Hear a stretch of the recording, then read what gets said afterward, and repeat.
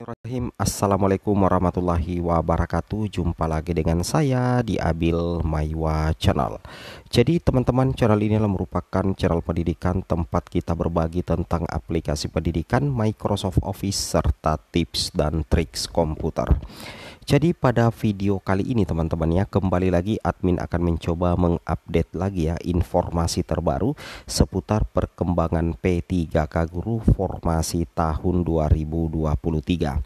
Yang akan kami bahas di sini Bapak Ibu guru yang terhormat itu terkait potensi kelulusan pelamar kebutuhan khusus, pelamar prioritas 3 berdasarkan salah satu pertanyaan dari teman kita ya di kolom komentar atau rekan-rekan guru yang menjadi subscriber setia ataupun subscriber baru di channel Abil Maiwa Channel.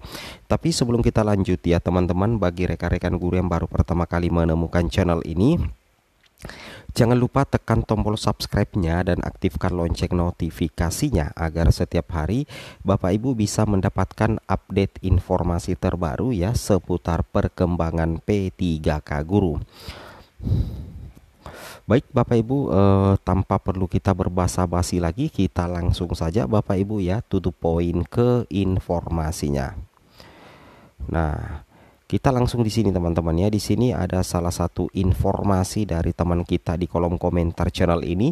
Dia bertanya seperti ini teman-teman ya. Logikanya dia bertanya seperti ini ya. Status saya ini adalah P3. Ya, statusnya dia adalah P3. Di sekolah saya itu menjadi guru kelas. Jadi P3 ini adalah seorang guru kelas di sekolah induknya. Dan saya satu-satunya GTK yang mendaftar P3K. Nah, jadi ceritanya di sini ya. Dia satu-satunya GTT, guru tidak tetap di sekolah yang mendaftar P3K. Ya, berarti ceritanya dia satu-satunya guru honorer berstatus P3 di sekolah induknya yang mendaftar P3K. Seperti itu kira-kira maksudnya Bapak Ibu ya. Kemudian dia tambahkan lagi P1 di daerah saya lebih sedikit dibandingkan dengan jumlah formasi yang dibuka. Semoga saya lolos dan diterima menjadi P3K. Wow, luar biasa ya. Tentunya posisi yang seperti ini adalah posisi yang sangat menguntungkan P2 dan P3 Bapak Ibu. Kenapa saya berani mengatakan seperti itu? Karena ada pernyataan dari teman kita ini yang mengatakan bahwa P1 di daerahnya lebih sedikit dibandingkan dengan jumlah formasi. Otomatis nantinya akan ada sisa formasi yang banyak yang bisa nantinya diperebutkan oleh para pelamar P3 yang ada di daerah ini. Saya ulangi, akan ada banyak jumlah formasi yang disisakan setelah penempatan P1 untuk pelamar prioritas 2 dan pelamar prioritas 3. Alasannya kenapa? Karena P1 yang ada di daerah ini itu jauh lebih sedikit dibandingkan dengan jumlah formasi yang dibuka. Seperti itu kira-kira Bapak Ibu ya. Dan ini menjadi salah satu potensi kelulusan untuk P3 dan P2 menjadi ASN P3K dengan catatan P2 dan P3 ini itu sudah bisa resum teman-teman ya di portal SSCASN. Kita ambil perumpamaan seperti ini. Misalkan di daerah A ini membuka formasi guru kelas SD misalkan 50 formasi ya di daerah A atau di instansi A. Jumlah P1 guru kelas atau jumlah P1 yang akan melamar formasi guru kelas SD itu cuman 20 misalkan. P2-nya anggaplah 5, kemudian P3 misalkan 30 teman-teman ya. Nah seperti itu ya 30. Karena P1 cuma 20, ini semuanya linear dengan formasi 50 yang disediakan, maka nantinya ke 20 guru P1 ini berpotensi untuk diangkat semua menjadi ASN P3K. Jadi tersisa nanti formasi 30. Nah setelah tes chat selesai maka terjadi perengkingan lagi untuk pelamar prioritas 2 dan ke semua P2 ini diangkat juga karena jumlah formasinya lebih banyak daripada jumlah P2 yang cuma 5. Maka P2 ini diangkat semua, jadi tersisa 25 formasi Bapak Ibu ya. Tersisa 25 formasi.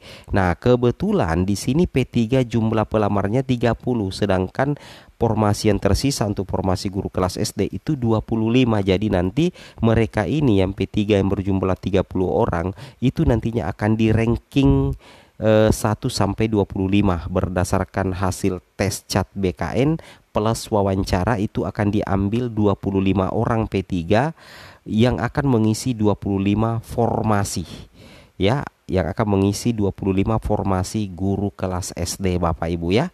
Nah, kalau memang datanya aman. Sedangkan sisanya 5 ini itulah nantinya yang tidak diangkat Bapak Ibu, karena jumlah formasi kan ada 30. Jadi lebih banyak yang terangkat daripada yang tidak terangkat. Jadi kalau kata kuncinya apa untuk memperbesar peluang lulus mendapatkan penempatan bagi P2 dan P3? Kata kuncinya apabila jumlah formasi lebih besar ketimbang P1 dengan formasi jabatan yang dilamar sama dengan pelamar P2 dan P3. Seperti itu kira-kira Bapak Ibu ya. Nah, di sini kita bisa lihat ya, 5 syarat wajib penentu P2 dan P3 lolos ASN P3K Guru 2023 Bapak Ibu. Jadi di sini kami menyiapkan 5 syarat wajib ya. Yang pertama itu sebenarnya P2 dan P3 itu wajib sudah resume di SSCSN. Jadi ketika Bapak Ibu sudah resume di SSCSN, maka Bapak Ibu berhak dinilai secara administrasi. Nantinya di sini P2 P3 wajib lulus seleksi administrasi juga ya. Jadi kalau tidak lulus seleksi administrasi itu susah untuk diangkat menjadi ASN Bapak Ibu ya. Seperti itu kira. Jadi seperti itu Bapak Ibu ya, wajib lulus seleksi administrasi ya, seperti itu kira-kira. Kemudian yang berikutnya adalah P2 dan P3 wajib ikut tes CAT BKN dan mendapatkan nilai bagus atau nilai tertinggi. Ini wajib ya, supaya nantinya Bapak Ibu bisa mendapatkan penempatan atau minimal bisa bersaing dengan sesama pelamar P2 atau sesama pelamar P3, karena nanti akan terjadi perangkingan teman-teman, itu bakal terjadi persaingan ketat ya. Kenapa? Karena P2 dan P3 wajib tes CAT BKN, otomatis ada nanti perangkingan nilai teman-teman ya. Itu yang wajib Bapak Ibu pahami dan Bapak Ibu cermati ya. Kemudian berikutnya Bapak Ibu P2 dan P3 ikut tes wawancara berbasis tes CAT BKN. Jadi nantinya tes wawancara juga itu bakal menjadi penentu kelulusan ya untuk P2 dan P3. Nah, di sini yang paling penting, yang poin kelima di sini dikatakan Bapak Ibu yang terhormat, bahwasanya sisa formasi setelah penempatan P1 itu banyak ya, banyak berimbang atau lebih banyak dari jumlah P2 dan P3. Kalau misalkan setelah penempatan pelamar prioritas 1 ternyata formasi yang tersisa itu ternyata lebih banyak jumlahnya dari jumlah P2 dan P3, maka sangat besar peluang lulus P2 dan P3 untuk menjadi ASN P3K Guru. Kenapa? Karena P2 dan P3 ini tidak menggunakan nilai PG. Jadi betul-betul hanya di ranking berdasarkan urutan nilai. Jadi otomatis kalau misalkan jumlah formasi itu lebih besar daripada jumlah pelamar P2 dan P3, otomatis nanti seluruh P2 dan P3 ini itu akan diangkat menjadi ASN P3K Guru Bapak Ibu, karena tidak menggunakan PG, tinggal diurut aja Bapak Ibu ya. Jadi kalau misalkan jumlah formasi lebih banyak, maka tidak perlu diurut. Setelah selesai tes CAT BKN, maka otomatis P2 dan P3 ini sangat berpotensi diangkat menjadi ASN. Kira-kira seperti itu ya, sesuai dengan pertanyaan dari salah satu teman subscriber. Kalau misalkan ada kesalahan kekurangan, silahkan komen di kolom komentar ya. Wabillahi taufik wal hidayah. Wassalamualaikum warahmatullahi wabarakatuh.